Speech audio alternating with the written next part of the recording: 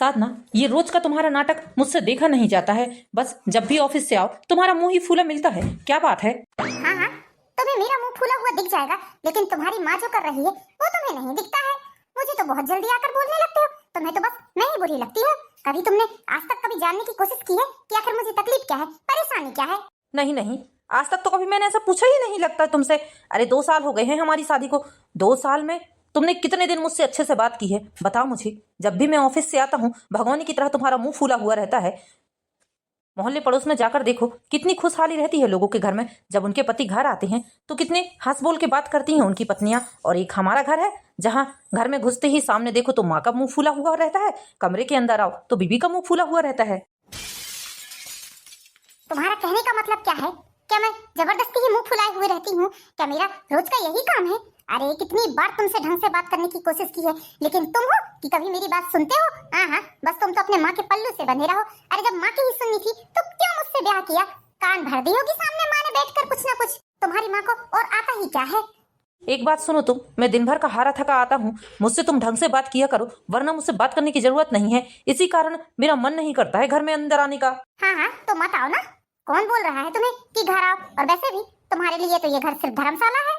सोने और खाने के लिए तो आते हो तुम, वरना तुम्हारे पास कहाँ इतना फुर्सत रहता है? सुबह 8 बजे ऑफिस जाते हो, रात के 8 बजे आते हो।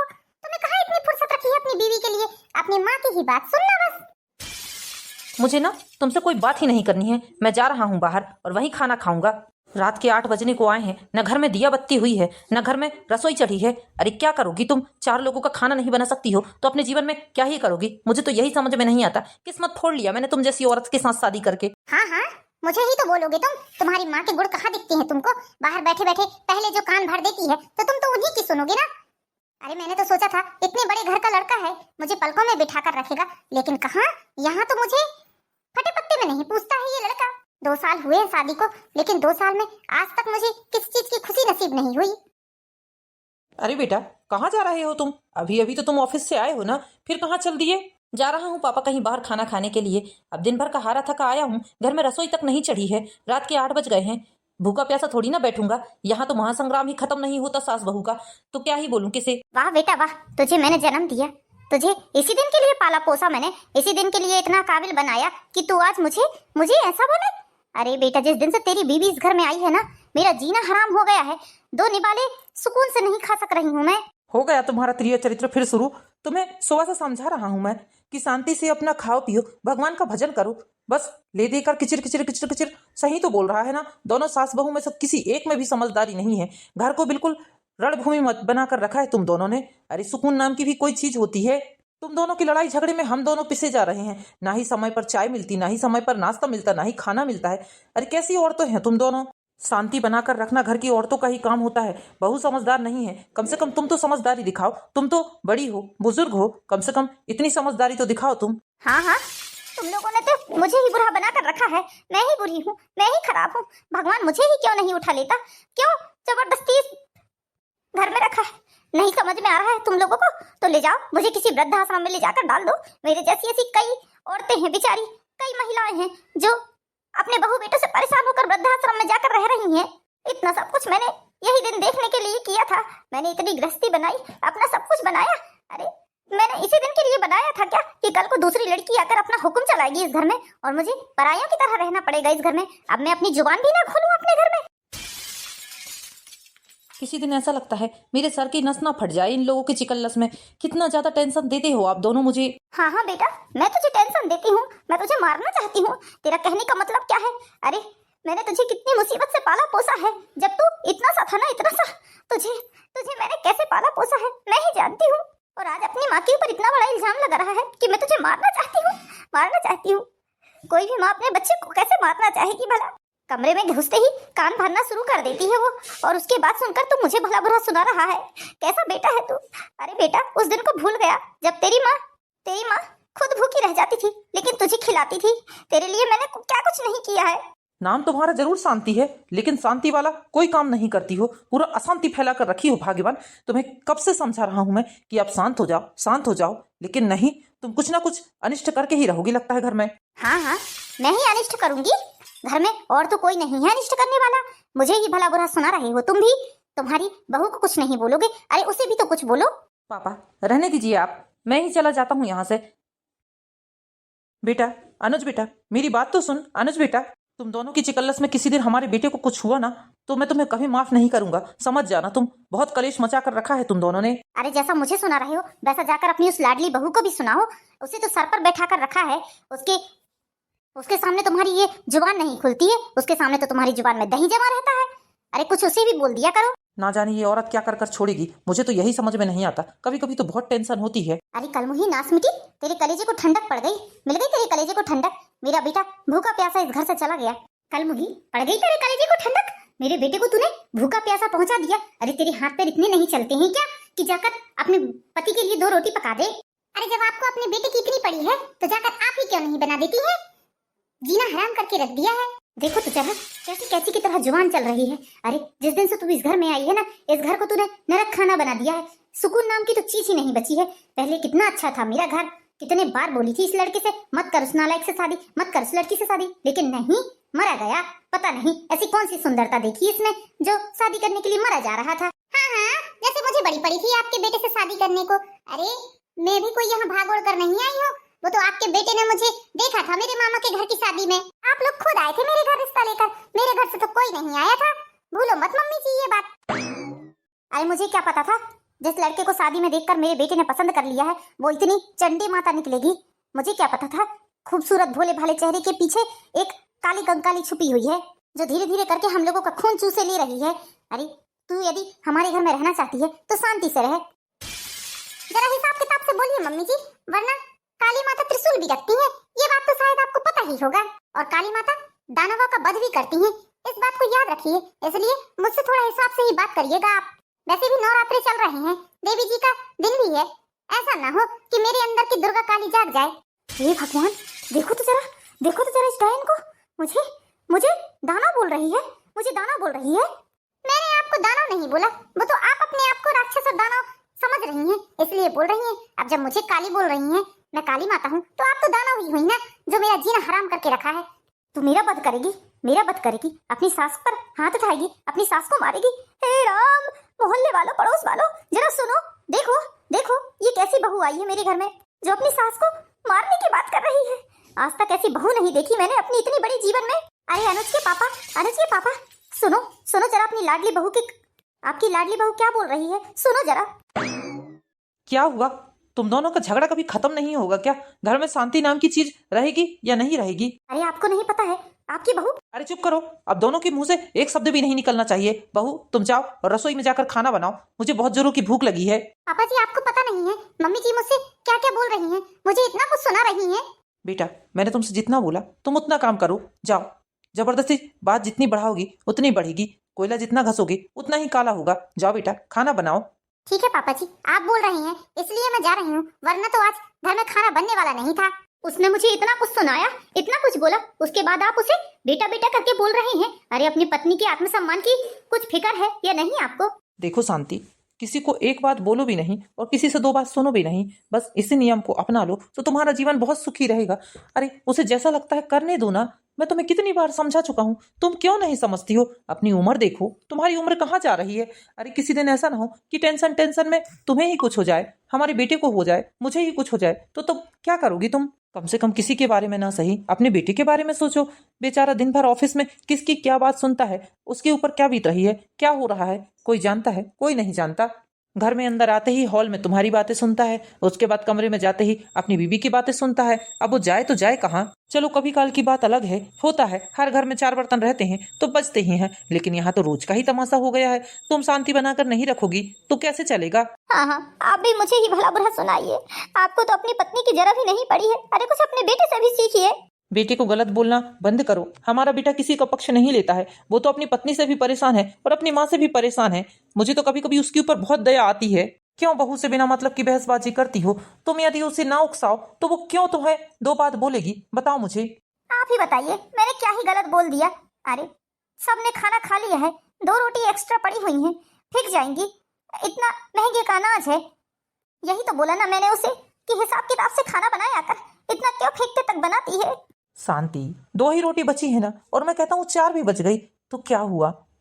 सुबह नहीं तो शाम को खा लेंगे।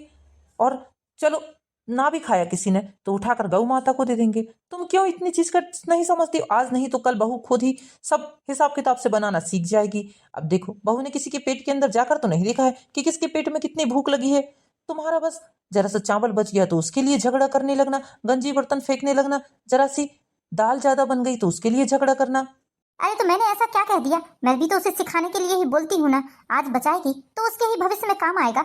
हम कौन सा अपने छाती में लेकर ऊपर जाने वाले हैं? शांति, इसे सिखाना नहीं कहते हैं।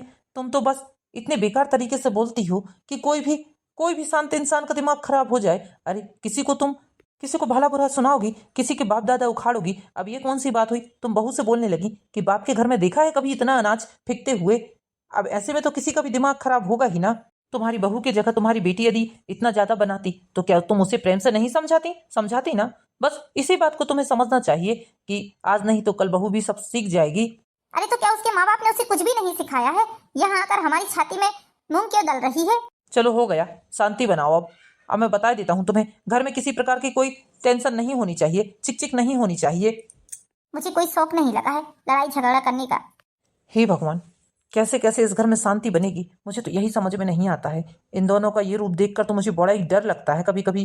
शांति और साधना जी का रोज का यही नाटक था। छोटी छोटी सी बात को लेकर दोनों झगड़ने बैठ जाते थे और इन दोनों के झगड़े में पिसते थे मदन जी और अनुज, जो कि इस घर के मर्द थे। कहने को तो बेचारे इस घर के मर्द थे, लेकिन इतना ज्यादा परेशान थे दोनों औरतों से कि दोनों को इसी तरह कभी कभी खाना तक नसीब नहीं होता था। इस झगड़े के बाद 8 दिन तो बड़ी शांति रही। 8 दिन किसी ने कोई भी बातचीत नहीं की। उसके बाद में 8वें दिन फिर बस वही सब शुरू हो गया। अच्छा मौका है, आज तो बहू घर में नहीं है, जाकर देखती हूँ उसके कमरे में क्या क्या रखा हुआ है। अलमारी में मेरी लुका चोरी से क्या क्या लेकर आती है। मैं सब जानती हूँ। मेरे बेटे के हाथ किलो किलो से काजू किशमिश बादाम बुलवाती है और चोरी चोरी से खाती है। आज इसकी अलमारी खोलकर देखती ही हूँ क्या ही रखा है अलमारी में। सारे राज खुल जाएंगे अलमारी के साथ साथ। वाह मम्मी जी वाह, देख लिया मैंने आपको। आप मेरे सोने में मेरी अलमारी की तलाशी ले रही हैं? अरे नहीं, वो तो हम क्या हम लगा रखा है मम्मी जी आपने? मैं सब जानती हूँ। आप मेरे सोने में मेरे कमरे की तलाशी ले रही थी। आप देखना चाहती थी कि मैं लुका चोरी से क्या क्या रखती हूँ, है ना? अरे बहुत अच्छे से जानती हूँ मैं आपको। अरे ऐसा कुछ भी नहीं है, तुझे गलतफहमी हो रही है। वो क्या है, हमारे पास लाल कलर का पेटीकोट नहीं था, बस हम भाई पेटीकोट लेने के लिए आए थे। वो क्या है ना, हम भजन कीर्तन में जा रहे थे तो हमने सोचा कि लाल रंग की साड़ी पहन कर जाएं। बस करिए मम्मी जी, इतना भी झूठ मत बोलिए। अभी 2 दिन पहले ही तो आपने लाल कलर की साड़ी और लाल कलर का पेटीकोट पहना था, मैंने खुद देखा है। क्यों इतना झूठ बोल रही हैं? आप मेरे कमरे में तलाशी करने आई थी? मुझे चोर समझ रही हैं आप? क्या समझ कर रखा है मुझे? अपने जैसा समझ कर रखा है क्या? आप भी ऐसा ही करती रही होंगी लगता है। इसलिए तो आपके मन में ये ख्याल आया कि मैं कुछ लुका कर तो नहीं रख रही हूँ अपनी अलमारी में। वो तो अच्छा है कि मैं समय पर आ गई, नहीं तो पता नहीं आप मेरी अलमारी से क्या कुछ ले जा लेती। तेरा कहने का मतलब क्या है? क्या हम चोर हैं? तेरे कमरे से चोरी करने के लिए आए हैं? हाँ, और क्या बोलूं? आप मेरे सोने में क्यों आए? मेरे कमरे में क्या तलाशी कर रहे हैं, ये बताइए मुझे। हाँ, तू अपने बाप के घर से लेकर आ गई है ये कमरा। जब तू कमरा कर रही है, अरे ये रूम हमारा है, हमारा घर है, हमारे घर की हर एक चीज हमारी है। नहीं, मैं तो अपने बाप के घर से नहीं लाई हूँ। लगता है आप अपने बाप के घर से जरूर लेकर आई हैं। बदतमीज, तेरी इतनी हिम्मत, तू हमारा बाप दादा उखाड़ेगी? खबरदार मम्मी जी, जो हाथ उठाने की कोशिश की तो वरना मैं भूल जाऊंगी कि आप कौन हो। अच्छा, तो तू हमारे ऊपर हाथ उठाएगी, हमारे ऊपर हाथ उठाएगी? तेरी औकात ही क्या है? तू कल की आई लड़की अपनी सास के ऊपर हाथ उठाएगी? मैंने ऐसा कुछ नहीं बोला है मम्मी जी। आप बिना मतलब के ही मेरे ऊपर इल्जाम लगा रहे हैं। हमारी बिल्ली और हम ही पे म्याऊं कर रही है। तेरी इतनी हिम्मत, तू अपनी सास के ऊपर हाथ उठाएगी? तेरी माँ ने तुझे यही संस्कार सिखाए हैं? हे भगवान, कैसी निर्लज्ज लड़की से हमारे बेटे का पाला पड़ गया। हे देवी माँ, 2 नारियल फोड़ूंगी जिस दिन इस कलमुही से मेरे बेटे का छुटकारा होगा, जिस दिन इस कलमुही से मेरे बेटे का पीछा छूटेगा। हे देवी माँ, मैं 4 नारियल फोड़ूंगी जिस दिन मुझे ऐसी सास से छुटकारा मिल गया तो। हे भगवान, कैसी बहू दी है आपने मुझे, जो मुझे मारने पर तुली हुई है। अरे अनुज के पापा। हे भगवान, किस जगह फंस गई, कैसे लोगों के बीच फंस गई हूँ। ऐसा लगता है शांति और सुकून तो है ही नहीं जीवन में। जिंदगी नरक बनाकर रख दी है इस बुढ़िया ने मेरी। अरे पेपर से देश दुनिया की खबर लेने से अच्छा है कि घर में क्या हो रहा है इस चीज की खबर लो। अरे किसी दिन ऐसा ना हो कि तुम्हारी बहू मेरा कत्ल कर दे, मुझे मार डाले। अरे भाई, अब क्या हुआ? इस पेपर से आपको फुर्सत मिलेगी तब ना आप ध्यान दोगे कि घर पर क्या चल रहा है। लो, रख दिया पेपर नीचे। अब बताओ क्या बात है, फिर क्यों महायुद्ध छिड़ गया तुम दोनों के बीच में? अरे आपकी बहू के गले में जो स्पीकर लगा हुआ है उसके द्वारा तो आपने सुन ही लिया होगा कि आपकी बहू मुझे मारने के लिए 4 नारियल फोड़ने वाली है। उसने कहा है कि हे देवी माँ, मेरी सास से मुझे छुटकारा मिल जाएगा तो मैं 4 नारियल फोड़ूंगी। वो मेरा मरा चीत रही है, उसे यही लग रहा है ना कि मैं जल्दी मर जाऊंगी, लेकिन मैं मरने वाली नहीं हूँ। हाँ हाँ भागवत, सुना मैंने, और ये भी सुना कि तुम 2 नारियल फोड़ने वाली हो उससे अपने बेटे का छुटकारा पाने के लिए। वाह, कितने जल्दी बात काटना आता है आपको। अरे आप मेरे पति हो या मेरे दुश्मन हो, आपको तो मेरा पक्ष लेना चाहिए ना। पूरे 30 साल हो गए हमारी शादी के, लेकिन आपने कभी तो मेरा पक्ष लिया होता। शांति, ज्यादा दिन तक लगता है तुमको रास नहीं आती है, किसी ना किसी बात को लेकर बखेड़ा खड़ा कर ही देती हो। हाँ हाँ, मैं ही तमाशा करती हूँ, मैं ही बखेड़ा खड़ा करती हूँ। जाकर अपनी उस बहू से क्यों नहीं पूछते हो कि क्या बात है, क्यों वो मुझसे इस तरह बात कर रही है, क्यों वो मेरा मरा चेत रही है। देवी जी को 4 नारियल फोड़कर मना रही है कि कब कब मुझसे छुटकारा मिल जाए। इसके लिए आप कुछ नहीं कहोगे? आप लोगों के लिए तो मैं ही वही हूँ ना। पापा जी, मैं बताती हूँ आपको कि क्या हुआ है, क्यों लड़ाई झगड़ा हो रहा है। बात दरअसल ऐसी है पापा जी कि मैं आज मार्केट गई हुई थी और मम्मी जी मेरे सुने में मेरी अलमारी की तलाशी ले रही थी कि मैं क्या क्या रखती हूँ अलमारी में। शांति, क्या तुमने ऐसा किया? अरे ऐसा कुछ भी नहीं है, ये झूठ बोल रही है, मैंने ऐसा कुछ नहीं किया है। ये उल्टा मुझ पर इल्जाम लगा रही है कि मैं इसकी अलमारी से कुछ चुराने के लिए गई थी। सबसे बड़ी गलती तुम्हारी है, तुम क्यों बहू से बिना पूछे उसकी अलमारी की तलाशी ले रही थी? और ये कहाँ की अच्छी बात है भला, बिना पूछे किसी की अलमारी की तलाशी ले रही हो? तुम्हारी आदत सुधारो तुम, अपनी इसी आदत के कारण तुम। क्या कहने का क्या मतलब है आपका? क्या मैं चोर हूँ? अरे ये घर मेरा है, इस घर की हर चीज मेरी है, मैं इस घर की मालकिन हूँ, मेरी मर्जी, मैं कहीं भी जा सकती हूँ, किसी के भी कमरे की तलाशी कर सकती हूँ। ये होती कौन है बोलने वाली मुझे चोर?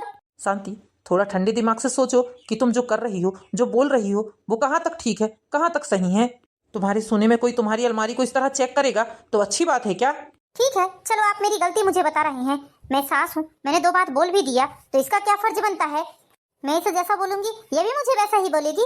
मैं इसे छुटकारा पाने के लिए 2 नारियल फोड़ने के लिए बोल रही हूँ तो ये 4 नारियल फोड़ने के लिए बोल रही है। यही संस्कार सिखाए इसके माँ बाप ने इसे। आप ये तो नहीं बोलेंगे कि बहू होकर बहू की हद में रहे। अरे हम बच्चे के सामने जैसी हरकत करते हैं, जैसा बोलते हैं, बच्चा वैसा ही बोलता है। इसी तरह ये भी है, तुम जैसा करोगी वैसा वो भी तो करेगी ना, वो भी तो सीखेगी ना। आपकी इसी आदत के कारण आज ये सिर पर चढ़ी है। इसे पता है कि आप उसे तो कुछ नहीं बोलेंगे, उल्टा इसके सामने मुझे ही भला बुरा बोल देते हैं। आप बहू की सह बढ़ा रही हैं, उसे सर पर बैठाल रही हैं, इसलिए तो आज वो मेरे सर पर बैठकर नाच रही है, तांडव कर रही है। अरे इसके सामने आप मुझे भला बुरा सुनाकर मेरी इज्जत नहीं करते हैं, इसलिए तो मेरी इस घर में 2 कौड़ी की इज्जत हो गई है। अब मेरे जीने का कोई मतलब नहीं है, कोई मतलब नहीं है मेरे जीने का। इससे अच्छा है मैं मर ही जाती हूँ, मैं मर ही जाती हूँ। आज अपनी जीवन लीला खत्म कर लेती हूँ, आज मैं जाकर फांसी लगा लेती हूँ। आप सारे फसाद की जड़ मुझे ही बोलते हैं ना, मैं ही लड़ाई की जड़ हूँ ना, तो ठीक है आज मैं ही खत्म हो जाती हूँ, मैं ही अपनी जीवन लीला समाप्त कर लेती हूँ, तो बहुत सुख से रहेगी आपकी बहू और आप। मम्मी जी हे भगवान, पापा जी, लगता है मम्मी जी सच में तो फांसी लगाने नहीं चली गई। चलिए जल्दी जल्दी चलिए पापा जी। मम्मी जी दरवाजा खोलिए मम्मी जी। शांति, दरवाजा खोलो। शांति, शांति, शांति, मेरी बात सुनो शांति।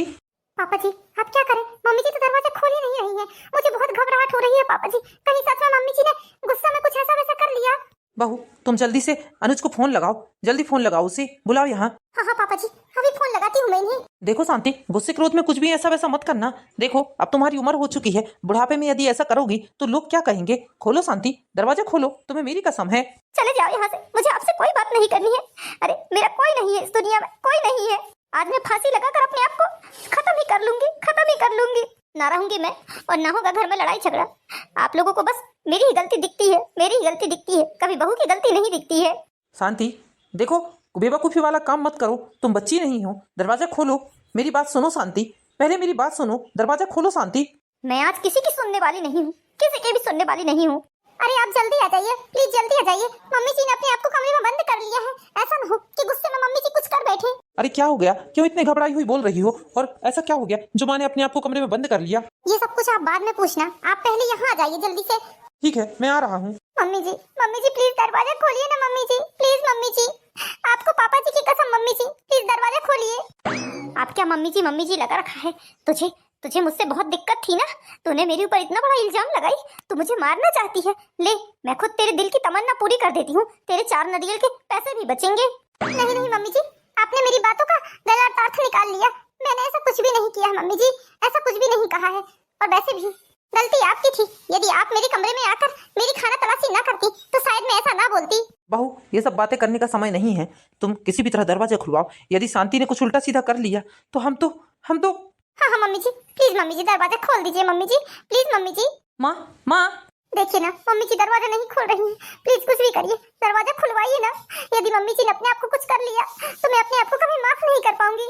माँ प्लीज दरवाजा खोलिए। माँ प्लीज दरवाजा खोलिए, प्लीज माँ, आपको मेरी कसम माँ, दरवाजा खोलिए। ये सब कुछ मेरे कारण ही हुआ है, मेरे कारण ही हुआ है। भगवान जी, मम्मी जी को कुछ मत हो बस। माँ प्लीज दरवाजा खोलिए, माँ दरवाजा खोलिए। नहीं बेटा, आज मैं तेरी भी सुनने वाली नहीं हूँ। तू भी तो हमेशा अपनी पत्नी का ही पक्ष लेता है ना। अपनी माँ को तू 2 सालों के अंदर भूल गया। तेरी माँ ने तेरे लिए क्या कुछ नहीं किया। माँ मैं जानता हूँ आप बहुत अच्छी हो, आप मुझे बहुत प्यार करती हो, आपके बिना ये घर नहीं है। माँ देखिए, आज मैं ये सब कुछ खत्म कर दूंगा। मैं आपसे वादा करता हूँ, आज के बाद कभी भी इस घर में आप कभी लड़ाई झगड़े नहीं होंगे। प्लीज माँ, एक बार दरवाजा खोलिए। आज मुझे समझ में आ गया कि बहू के दिल में शांति के प्रति कितना प्रेम है। वो ऊपरी लड़ती है उससे, लेकिन कितनी परवाह करती है। उसके कमरे में जाते ही बेचारी बेचैन हो गई है, कितना रो रही है।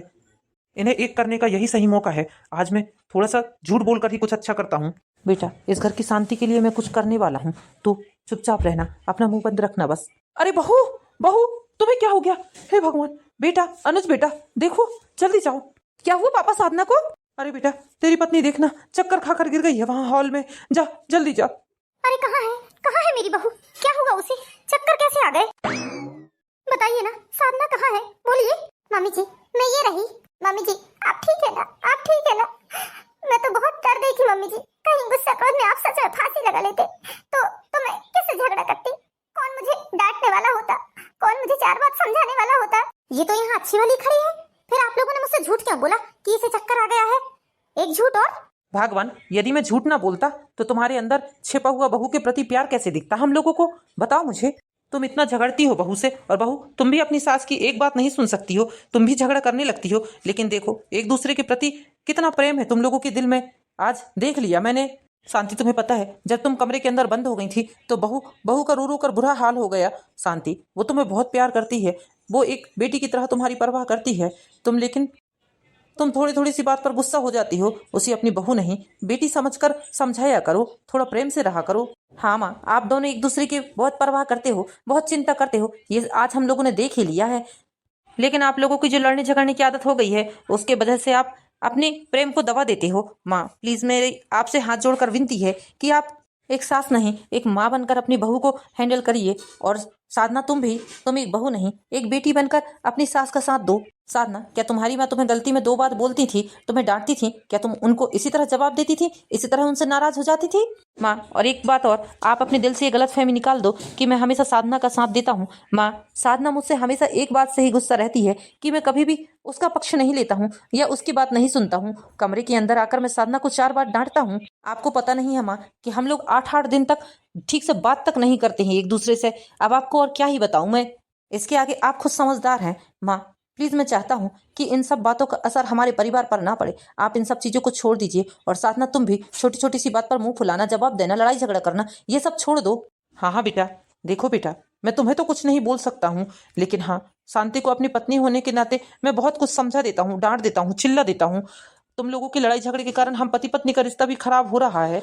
साधना बेटा, तुम पढ़ी लिखी हो, समझदार हो, थोड़ी समझदारी से काम किया करो। यदि तुम्हारी सास ने तुम्हें 2 बात बोल भी दिया तो थोड़ा सा गमसम पीकर शांत रह जाया करो। जहां बोलने का है वहां बोलता भी है इंसान। मैं तुम्हें ऐसा नहीं बोल रहा हूँ कि तुम हमेशा शांत होकर सब बात सहो।